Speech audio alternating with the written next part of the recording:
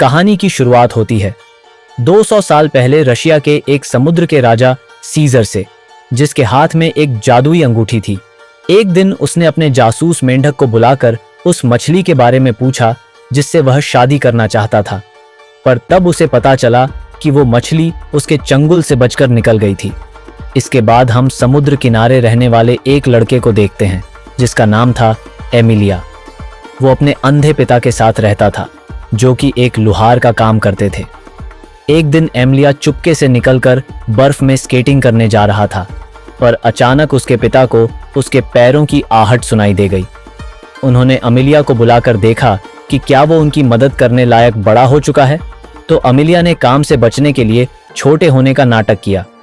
इसके बाद एमिलिया लुढ़कते हुए नदी किनारे पहुंचा और मछली पकड़ने की कोशिश करने लगा, पर एक भी मछली आंख नहीं लगी। तभी अचानक पानी में बवंडर आ गया और पानी की जोरदार लहर उस पर आ गिरी। तब एमिलिया ने देखा कि उसकी बाल्टी में एक बड़ी सी मछली अपने आप आ गिरी थी। अब वह खुशी खुशी घर पहुंचा और मछली पकाने की तैयारी करने लगा, लेकिन अचानक नक वो मछली बोलने लगी और उसने कहा कि अगर एमिलिया ने उसे जिंदा छोड़ दिया तो वो उसकी 3 इच्छाएं पूरी कर देगी। एमिलिया ने कहा कि वह शहर देखना चाहता है लेकिन चूल्हे से हटना नहीं चाहता। तभी अचानक मछली ने अपने जादू से एमिलिया को चूल्हे के साथ ही घर से निकाला और सीधा शहर की ओर ले गई। एमिलिया तो बेचारा डर के मारे चूल्हे से ही चिपका रहा और उसे देखकर आम लोग भी काफी घबरा गए। अब एमिलिया को बहुत ठंड लग रही थी, इसीलिए उसने अपनी दूसरी इच्छा मांगकर कहा कि वो चाहता है कि अभी के अभी गर्मियां शुरू हो जाएं। उसी पल सारी बर्फ पिघल गई और चारों ओर हरियाली छा गई। पूरी सड़क भी पानी से भर गई और जब एमिलिया जैसे तैसे बाहर निकला तो वह काफी निराश था, क्योंकि उसने 2 इच्छाएं यूं ही बेकार कर दी थीं। तभी अचानक उसका सामना कुछ डाकुओं से हुआ। उन्हें एमिलिया के पास कोई कीमती चीज नहीं मिली तो वह उसकी बाल्टी ही उठाकर ले जाने लगे, पर एमिलिया किसी भी हालत में उस मछली को खो नहीं सकता था। इसीलिए वह बाल्टी छीनकर भाग निकला और उस मछली को नदी में फेंक दिया, लेकिन जल्द ही डाकुओं ने उसे फिर से बंदी बनाकर पेड़ से उल्टा लटका दिया। बाद में उसने नदी की ओर से एक लड़की को आते देखा। उस लड़की ने एमिलिया को आजाद किया तो वह भागकर उस मछली को ढूंढने के लिए नदी के पास गया, लेकिन अफसोस कोई फायदा नहीं हुआ। तब उस लड़की ने अपना नाम वल्सा बताया और उसकी आवाज सुनते ही एमिलिया पहचान गया कि यही वो मछली है। अब एमिलिया ने उसका स्कार्फ चुरा लिया ताकि वह भाग ना सके और अपनी तीसरी इच्छा मांगने को तैयार हो गया। उसने कहा कि वह रशिया के राजा जार की बेटी राजकुमारी अनीसा से शादी करना चाहता है। उधर शाही महल में राजकुमारी अनीसा इंग्लैंड के राजकुमार लॉर्ड रथम के साथ थी।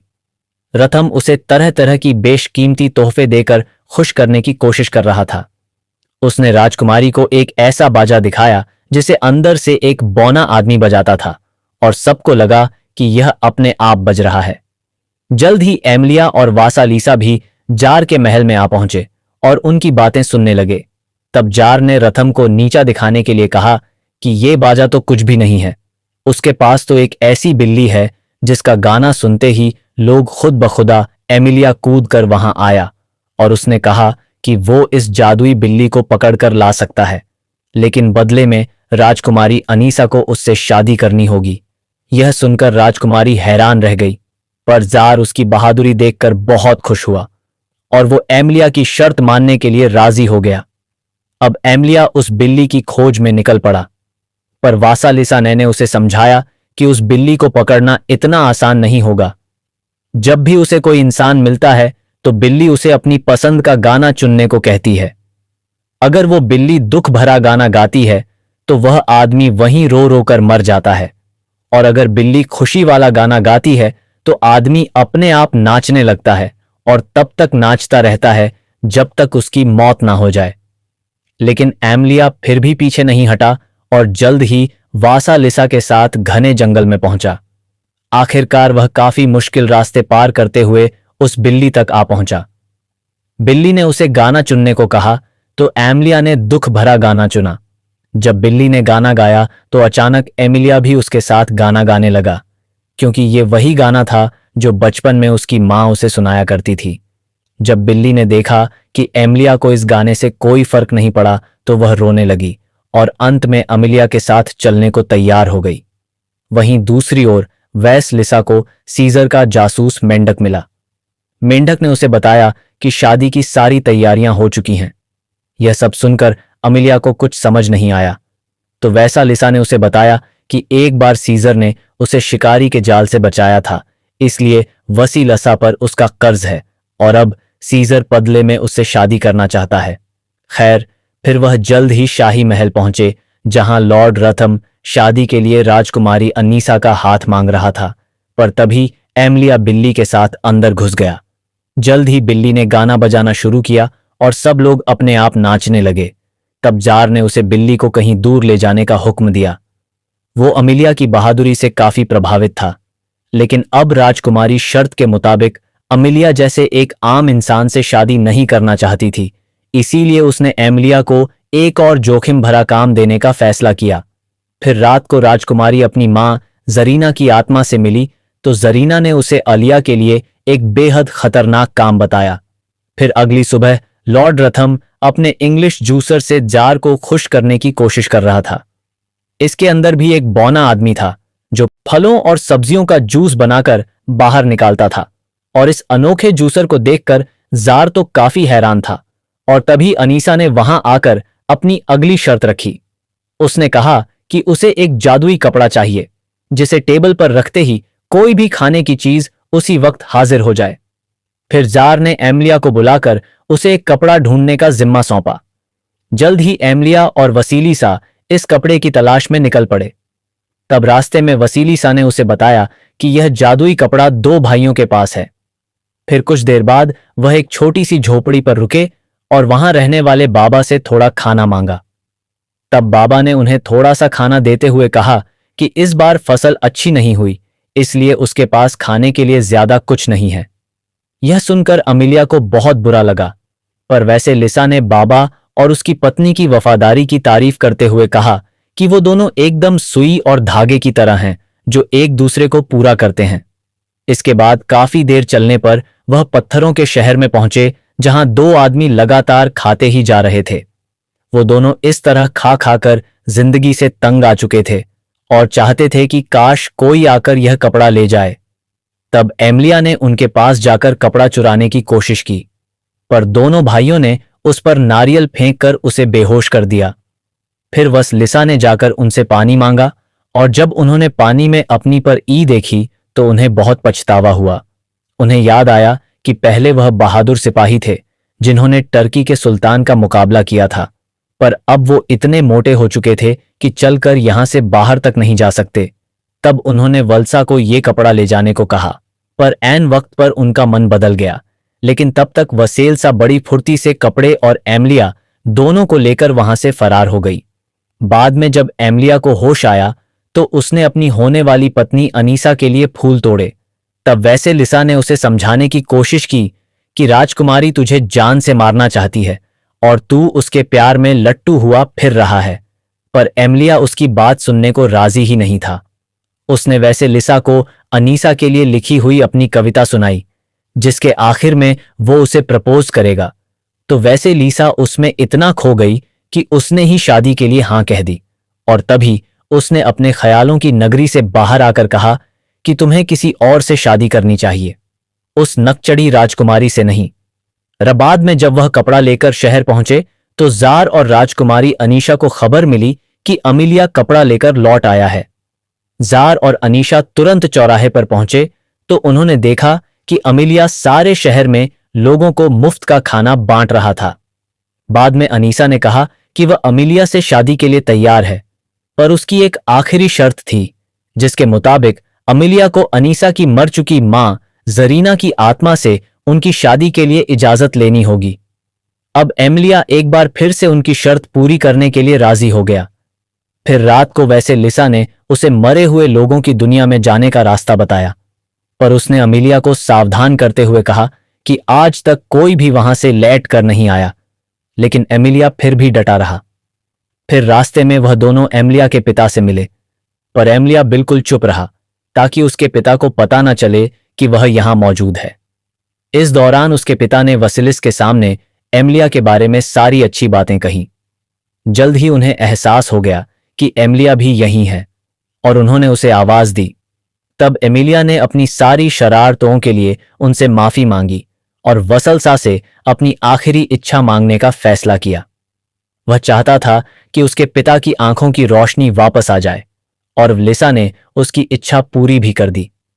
बाद में जब वो दोनों नदी किनारे पहुंचे तो एमिलिया ने वसिलिस का शुक्रिया अदा किया और उसका स्कार्फ लौटा दिया, पर वसलिसा फिर भी उसके साथ आगे बढ़ी और जल्द ही दोनों मुर्दों की दुनिया में पहुंच गए। फिर वहां का राजा कुसाई उनसे मिलने आया तो खुलासा होता है कि वसलसा असल में उसकी बेटी थी। एक बार वसलिसा ने एक बहुत बड़ी गलती की थी तो कुसाई ने उसे मछली बना दिया था। फिर वसलिसा ने कुसाई को जरीना की आत्मा को बुलाने को कहा। जब जरीना की आत्मा वहां आई तो उन्हें पता चला कि उसे भूखे रहने की सजा मिली थी, जिस वजह से उसकी मौत हो गई। अब एमिलिया ने कहा कि मैं आपकी बेटी से शादी करना चाहता हूं, पर जरीना ने साफ इनकार कर दिया। लेकिन अपनी बेटी वसलसा की मदद करने के बदले कोसाई को लगा कि मुझे इस लड़के की मदद करनी चाहिए, तो उसने जरीना को खाना देकर उसका श्राप हटाने की बात कही, जिसके बाद आखिरकार जरीना शादी के लिए राजी हो गई। उधर जार ने यह देखा तो वो बेहद खुश हुआ। इधर वसलसा ने अपने पिता को अलविदा कहा तो उन्होंने कहा कि यहां से निकलते ही एमिलिया ने जो कुछ भी देखा वो सब कुछ भूल जाएगा। यह सुनकर वसलसा एमिलिया की ओर दुख भरी नजरों से देखकर मुस्कुरा रही थी। अगली सुबह एमिलिया की आंख खुली तो वह वसलसा को भूल चुका था। वह किनारे पर आते ही भाग गया और वसलसा फिर से मछली बनकर नदी में चली गई। इसके बाद एमिलिया अनीसा के पास पहुंचा, पर उसने कहा कि उसे किसी और से प्यार हो गया है, लेकिन उसे यह याद नहीं है कि आखिर वह कौन है। यह सुनते ही अनीसा ने खुशी खुशी एमिलिया को गिरफ्तार करने का हुक्म दे दिया। इसके बाद उसे चौराहे पर ले जाकर ऐलान कर दिया गया कि उसने जो भी कारनामे किए वह जादू की मदद से किए, इसीलिए अब राजकुमारी अनीसा को धोखा देने के जुर्म में उसे मौत के घाट उतारा जाएगा। यह सुनकर जार निराश होकर वहां से चला गया। फिर अपने आखिरी वक्त में एमिलिया ने अपना बचपन और अपने पिता के साथ बिताए समय को याद किया। तभी अचानक वैसलसा सीजर के चंगुल से बचकर एक बार फिर वहां आ पहुंची। वैसलसा ने एमिलिया को रिहा करवाने के बदले में अनीसा को अपनी शक्तियां देने का वादा किया और अनीसा ने खुशी खुशी एमिलिया को रिहा कर दिया। फिर अनीसा ने अपनी पहली इच्छा मांगकर खुद को रानी बना दिया। उसने अपने पिता सार से उसका ताज छीनकर उसे एक टावर में कैद कर दिया। अब अनीसा की दूसरी इच्छा थी कि वह इंग्लैंड के राजा की पत्नी बने। तभी इंग्लैंड के राजदूत उसके लिए शादी का प्रस्ताव लेकर आ पहुंचे। उधर एमिलिया अपने घर जाकर उस इंसान को याद करने की कोशिश कर रहा था जिससे उसे प्यार हुआ है। तभी अचानक उसके पिता ने सुई और धागे की बात की, जिसे सुनते ही हमारे हीरो के दिमाग की बत्ती जल उठी और उसे एहसास हो गया कि वह लिसा से ही प्यार करता है। वो और उसे वल्सा के साथ बिताए हुए समय के बारे में सब कुछ याद आ गया। अब वह तुरंत शहर की ओर निकल पड़ा तो उसके पिता और दो भाई भी उसके साथ आ गए। फिर उन चारों ने मिलकर महल का दरवाजा तोड़ डाला और एमिलिया वसलसा को ढूंढने लगा। वैसलसा को यकीन नहीं हुआ कि एमिलिया उसे पहचानता है, लेकिन तभी अनीसा बीच में आ गई।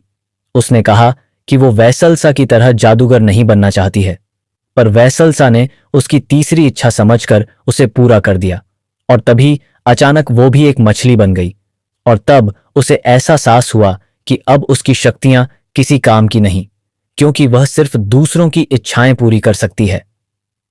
फिर अनीसा ने अपने एक नौकर को बुलाकर कहा कि वह विश मांगे कि अनीसा की शादी दुनिया के सबसे ताकतवर राजा से हो जाए। जैसे ही नौकर ने उससे ये इच्छा मांगी तो अचानक ही समुद्र से सीजर बाहर निकला और अनीसा को अपने साथ ले गया, क्योंकि असल में तो वही दुनिया का सबसे ताकतवर राजा था। आखिरकार विसलसा का श्राप खत्म हुआ और एमिलिया ने उसके पास जाकर अपनी कविता सुनाई और आखिर में उसे चूम लिया। अंत में एमिलिया और वसलिसा हमेशा हमेशा के लिए एक हो गए। अगर आपको ये अलग सी कहानी अच्छी लगी और ऐसी ही और कहानियां सुनना चाहते हैं तो कमेंट्स में जरूर बताना।